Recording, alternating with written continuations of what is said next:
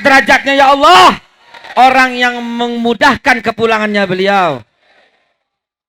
Sekarang saya mau ngomong sama santri. Wahai para santri, oi bilang.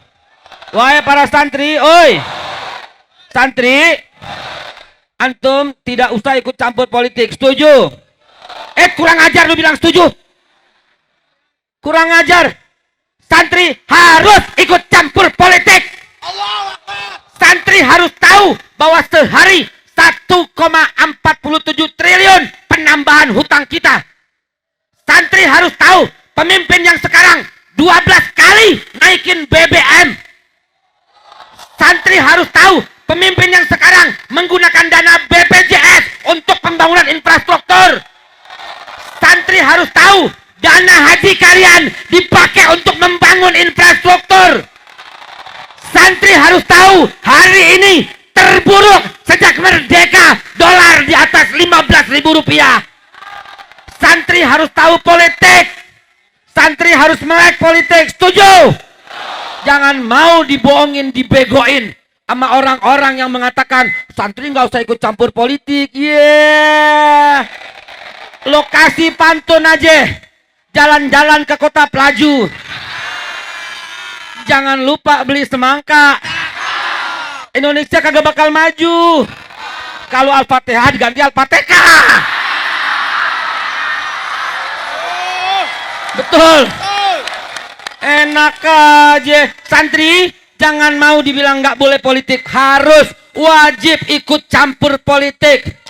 Santri baca ya, kenapa 22 Oktober ini jadi resolusi jihad? Kenapa? Yang pertama kali melakukan perlawanan terhadap Belanda adalah siapa lagi kalau bukan santri yang meneriakkan kalimat takbir Allahu Akbar. Dulu santri yang meneriakkan kalimat takbir Allahu Akbar dibilang radikal. Dibilang apa? Dibilang ekstremis. Dibilang apa? Belanda yang bilang. Jadi kalau ada orang sekarang mengatakan ceramahnya Habib Bahar entar radikal, bilangin sama dia, lu penjajah atau Belanda lo. Betul. Dari dulu kalau nggak ada santri nggak ada Indonesia. Ulangi, kalau nggak ada santri, santri paling depan, mengawal sampai pemerintahan Jepang pada waktu itu. Santri yang pertama kali melakukan perlawanan terhadap Jepang tuh santri Cot Pleng di Aceh, pimpinan Tengku Abdul Jalil. Kalau nggak ada santri, itulah santri saudara. Karena itu sekarang nih, santri akhirnya mulai kendor gara-gara satu buku yang ditulis Senokur Keronya pada tahun 1924. Di halaman-halaman awal, Senokur Keronya mempelajari bahwa bagaimana cara melemahkan Indonesia. Tahu, pertama kali melemahkan Indonesia adalah jauhkan Indonesia, jauhkan Islam dengan Arab. Dengan mengatakan Islam turun di Arab pada waktu itu paling biadab. Dan sekarang kita dengar seorang yang bergelar profesor doktor, pemimpin organisasi mengatakan Islam turun ke Indonesia. Islam turun pada waktu itu bangsa Arab sedang biadab. Yang bilang mudah-mudahan cepat mati. Yang bilang mudah-mudahan mati kesetrum. Lagi telanjang. Lagi sama perempuan yang bukan muhrimnya. Lu lihat besok di koran. Kalau nggak besok lagi. Kalau nggak besok ntar bulan depan. Tergantung aminnya antum semua. Habis udah bludrak ini, udah kesel sampai ke ubun-ubun. Terlalu bodohnya. Nggak boleh ngomong bodoh. Goblok. Karena nggak punya perbandingan, saudara. Ngomong nggak punya perbandingan. Berarti gobloknya udah lewat. Ya, nih saya mau jelasin satu poin. Abis ini udah dilirik. Sama panitia udah dilirik. Tat kelamaan. Sebentar. Kalau mau ngomong biadab harus ada perbandingan, betul. Waktu itu tahun berapa? Nabi lahir 571, Nabi wafat 632. Pada masa itulah yang dikatakan biadab Lo denger nih, lo denger. Pada masa itu ada bangsa Arab, ada juga bangsa Romawi. Di Romawi orang diadu sama orang, rajanya nontonin, dan kalau yang menang diadu sama singa. Kurang biadab apa, saudara? Enggak ada dalam bangsa Arab orang diadu orang, rajanya nontonin. Enggak ada. Romawi lebih biadab pada waktu itu. Dan Romawi kemudian mengadu orang dengan singa. Enggak ada zaman itu kecuali dia. Di zaman itu Heraklius memiliki wanita 400 orang. Diapain aja 400 orang? Ada orang Arab seperti itu? Tidak ada. Lari ke dunia Cina. Pada tahun 500 Masehi sampai 600 di Cina. Lo tahu Cina? Tahu nggak Cina? Yang sekarang lagi berjaya. Gara-gara orang tua beberapa di antara kita masih percaya taruh duitnya di sono.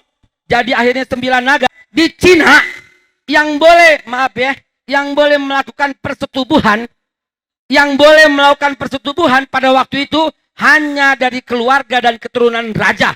Orang-orang yang lahir dari bukan raja harus dikebiri. Kurang biadab apa bangsa Cina pada waktu itu? Lain lagi di Persia. Di Persia, zaman 500 sampai 600, semua anak-anak wanita harus hilang keperawanannya dari ayah kandungnya. Karena ayah kandungnya adalah yang paling berhak untuk menyetubuhi anak wanita itu. Kurang biadab apa bangsa Persia? Anak sendiri dikawinin, dibuntingin. Begitu udah bosen, baru dikasih keluar, baru dia boleh menikah dengan orang lain. Kurang biadab apa bangsa Persia?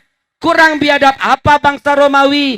Kurang biadab apa bangsa Cina? Bahkan pada waktu itu di Asia adalah waktunya zaman kanibalisme. Artinya ketika menang perang, orang-orang masuk rangkeng dan satu persatu dikeluarin untuk makan dan pesta rame-rame. Tidak ada sedikit pun di bangsa Arab seperti itu.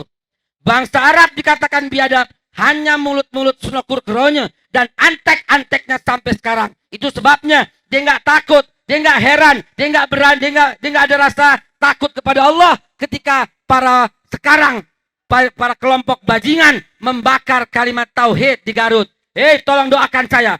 Selesai ceramah sekaligus saya minta izin kepada semua yang hadir. Insya Allah malam ini juga tolong doakan saya menuju Garut untuk ketemu dengan orang-orang yang membakar kalimat tauhid. Takbir, takbir. Kalau antum bertanya, kok Ustadz Hekal berani? Kok Ustadz Hekal berani? Saya katakan saya nggak berani. Saya cuma berkata, di mana ada peluang jihad, di situ kita datang. Di mana ada peluang untuk bisa menumpahkan darah atau darah kita tumpah, di situ kita terjun, di situ kita terjun. Takbir, takbir, takbir. Tidak ada kemungkaran yang lebih besar daripada dibakarnya bendera La ilaha illallah. Tidak ada, saudara. Kalau saudara diam, saudara takut. Saudara takut ya. Kalau saudara nggak ikut ke Garut, saudara takut ya. Takut ditangkap ya. Takut dipenjara ya. Takut dibully ya. Preketek sabdo teuing mas sabdo preketek bilang gitu. Akhir kalam, saudara. Akhir kalam. Kalau kita takut, firman Allah, zaharal haq wa zahaqal batil. Innal batila kana zahuqa. Yang hak tampil, batil sembunyi. Ini udah sunatullah. Lu takut, yang batil maju. Lu diem, yang batil bersuara. Lu ngumpet, yang batil muncul. Lu ngeper, yang batil jiper.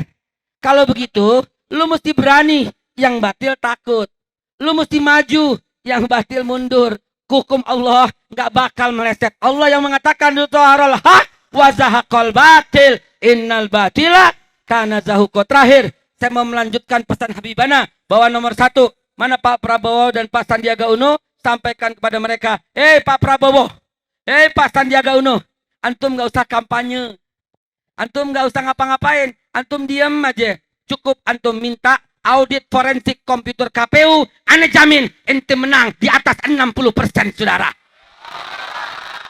Kalau KPU tidak mau, kalau KPU tidak bersedia, diaudit forensik komputernya, insya Allah dengan instruksi Habibana kita akan turun ke KPU, kita jalan, kita naik mobil, kita naik bis seperti 212, kita gerbek sampai 7 juta orang masuk ke dalam KPU, saudara. Akbar. Kalau ini dibilang provokator, Anda bilang biarin. Kenapa biarin? Karena ini untuk keadilan. Karena ini untuk langsung, umum, bebas, rahasia, jujur, dan adil. PKS telah menemukan 25 juta pemilih palsu. Gerindra kemarin telah mengumumkan dia mendapati 31 juta yang tidak boleh diverifikasi. Bajingan, kalau takut kalah, kalah aja. Kalau panik, panik aja. Kita nyanyi lagu panik ya. Panik. Panik, ada yang panik. Ada yang panik. Lagi. Panik, panik, ada yang panik. Ada yang panik, takut diganti. Nomor satu, pesan Habib Rizik. Jadikan semua rumah dari Sabang sampai Merauke adalah posko pemenangan Prabowo Sandiaga Uno. Lu jangan main takbir-takbir aja. Lu jangan main siap-siap aja. Lu foto, lu upload. Biar yang panik tambah panik. Cuma 50.000. Cuma homsin. Cuma gocap. Ya 50.000 bikin spanduk posko pemenangan Prabowo Sandi. Buat dari Aceh sampai dengan Papua.